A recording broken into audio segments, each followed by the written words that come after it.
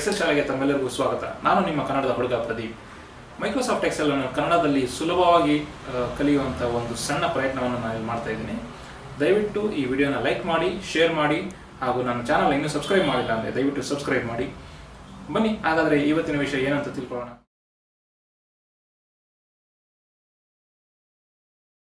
ನಮಸ್ಕಾರ ಸ್ನೇಹಿತರೆ, ಇವತ್ತಿನ ವಿಡಿಯೋದಲ್ಲಿ ನಾನು ನಿಮಗೆ ಡೇಟ್ಗೆ ಸಂಬಂಧಪಟ್ಟಂತ ಇಒ ಮಂತ್ ಅನ್ನೋ ಒಂದು ಫಾರ್ಮುಲಾ ಬಗ್ಗೆ ನಾನು ನಿಮಗೆ ತಿಳಿಸ್ಕೊಡ್ತಾ ಇದ್ದೀನಿ. ಇಒ ಮಂತ್ ಅಂದ್ರೆ ಎಂಡ್ ಆಫ್ ಮಂತ್ ಅಂತ. ಅಂದ್ರೆ ಯಾವುದೇ ಒಂದು ಡೇಟ್ ನ ಆಧಾರವಾಗಿ ಇಟ್ಕೊಂಡು ಆ ಡೇಟ್ ಯಾವ ಮಂತ್ ಅಲ್ಲಿ ಇದೆಯೋ ಆ ಮಂತ್ ನ ಲಾಸ್ಟ್ ಡೇ ಯಾವಾಗ ಅಂತ ತಿಳ್ಕೊಳೋದಕ್ಕೆ. ಉದಾಹರಣೆಗೆ ನಾನಿಲ್ಲಿ ಜನವರಿ 12 ಅಂತ ಕೊಡ್ತೀನಿ.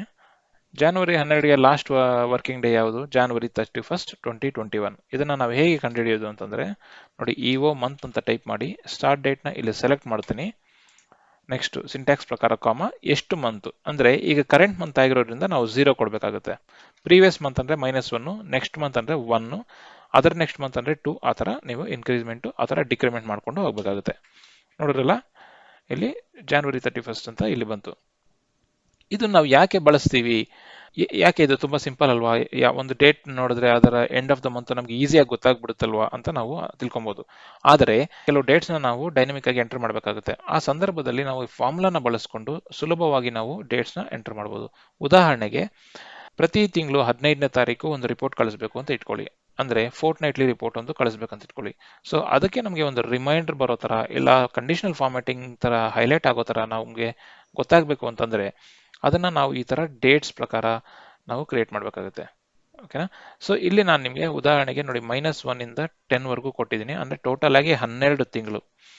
12 ತಿಂಗಳಲ್ಲಿ 15ನೇ ತಾರೀಕನ್ನ ಎಂಟರ್ ಮಾಡಬೇಕು ಅಂತ ಇಟ್ಕೊಳ್ಳಿ. ನೋಡಿ, ನಾನು ಇಲ್ಲಿ ಕೊಡ್ತೀನಿ = EO month of start date ಕೊಡ್ತಾ ಇದ್ದೀನಿ. ನಂತರ ನಾನು ನಂಬರ್ ಆಫ್ ಮಂತ್ಸ್ ನ -1 ತಗೊಂತಾ ಇದ್ದೀನಿ. ಯಾಕೆ ಅಂತಂದ್ರೆ -1 ತಗೊಂಡಾಗ ನಮ್ಗೆ ಏನಾಗುತ್ತೆ, ಜನವರಿ 15 ಬರ್ಬೇಕಂದ್ರೆ ನಾವು ಡಿಸೆಂಬರ್ 31, 2020ನೇ ಇಸ್ವಿಗೆ ಹೋಗಿ ಅಲ್ಲಿಂದ ಮತ್ತೆ 15 ನಂಬರ್ನ ಆ್ಯಡ್ ಮಾಡಿದ್ರೆ ನಮಗೆ ಜನವರಿ 15 ಅಂತ ಬರುತ್ತೆ. ನೋಡಿದ್ರಲ್ಲ, ನೋಡಿ ಬಂತು. ಅದೇ ರೀತಿ ನಾನು ಇಲ್ಲಿ ಡ್ರ್ಯಾಗ್ ಮಾಡ್ತಾ ಹೋಗ್ತೀನಿ. ನೋಡಿದ್ರಲ್ಲ, ಈ ಡೇಟ್ನ ಆಧಾರವಾಗಿ ಇಟ್ಕೊಂಡು ನಾವು ಪ್ರತಿ ತಿಂಗಳು 15ನೇ ತಾರೀಕು ಇಲ್ಲಿ ಎಂಟರ್ ಮಾಡಿದ್ವಿ. ಅರ್ಥ ಆಯ್ತಲ್ಲ? ಇದು ತುಂಬಾ ಸಿಂಪಲ್. ಇಲ್ಲಾಂದ್ರೆ ನಾವು ಪ್ರತಿ ಸಲ ಈ ತರ ಟೈಪ್ ಮಾಡ್ಕೊಂಡು ಹೋಗ್ಬೇಕಾಗುತ್ತೆ. ಬರೀ 12 ಡೇಟ್ಸ್ ಆದ್ರೆ ನೀವು ಮ್ಯಾನ್ಯುಯಲ್ ಆಗಿ ಒನ್ ಟೈಮ್ ಎಂಟ್ರಿ ಮಾಡಿ ಬಿಟ್ಬಿಡ್ಬೋದು. ಆದ್ರೆ ಇದು ಡೈನಮಿಕ್ ಆಯ್ತು ಅಂತಂದ್ರೆ ನೀವು ಪ್ರತಿ ಸಲ ಎಂಟರ್ ಮಾಡೋದು ನಿಮಗೆ ತುಂಬಾ ಕಷ್ಟ ಆಗುತ್ತೆ. ಉದಾಹರಣೆಗೆ, ನನಗೆ ಈ ಡೇಟು ಒಂದು 10 ವರ್ಷದ ಹಿಂದೆ ಬೇಕಾಯಿತು, ಇಲ್ಲ ಇನ್ನೂ 10 ವರ್ಷದ ಮುಂಚೆ ಬೇಕಾಯಿತು, ಮುಂದಿನ ಫ್ಯೂಚರ್ ಡೇಟ್ ಇಂದ ನನಗೆ ಬೇಕಾಯಿತು ಅಂತ ತಿಳ್ಕೋಣ. ಫಾರ್ ಎಕ್ಸಾಂಪಲ್, ನಾನಿಲ್ಲಿ ಮಾರ್ಚ್ 5, 2025 ಅಂತ ಕೊಡ್ತೀನಿ. ನೋಡಿ, ಇವೆಲ್ಲ ನಿಮಗೆ ಡೈನಮಿಕ್ ಆಗಿ ಬರುತ್ತೆ.